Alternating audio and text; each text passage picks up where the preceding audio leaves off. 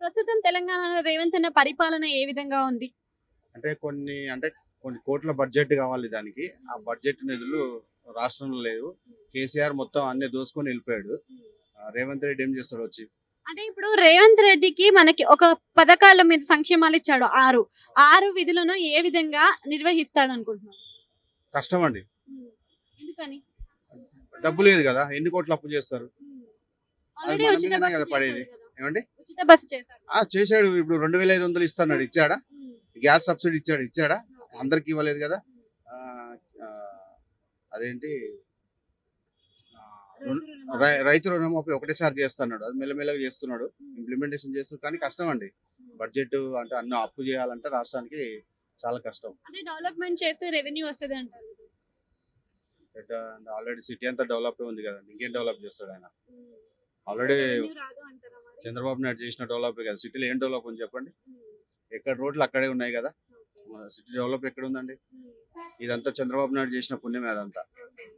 So వీళ్ళు ఇంకా చేయలేరు అని అంటారా మరి ఇప్పుడు? చేయలేరండి, కష్టం. రేవంత్ రెడ్డి అయితే చేయలేడు. మరి పాత ప్రభుత్వం కేసీఆర్ ఉంటే చేయగలిగేవాడా? కేసీఆర్ అంటే చేసాడండి. ఇప్పుడు కరెంటు ఆయన డబ్బు తిన్నా కరెంట్ అయితే 24 గంటలు ఇచ్చాడు కదా. ఇప్పుడైతే ప్రజెంట్గా అయితే లేదు కరెంట్. అర్ధ గంట పోతూనే ఉంది కదా.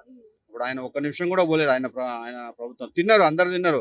వాళ్ళ బిడ్డ, కొడుకు, అల్లుడు అందరు తిన్నారు. కానీ నీకు కరెంట్ అయితే ఇచ్చాడుగా. రైతు బంధు ఇచ్చాడు కదా. రైతు బంధు వీళ్ళు వచ్చి ఏమి ఇచ్చారు చెప్పండి? ఏమి ఇవ్వలేదు కదా.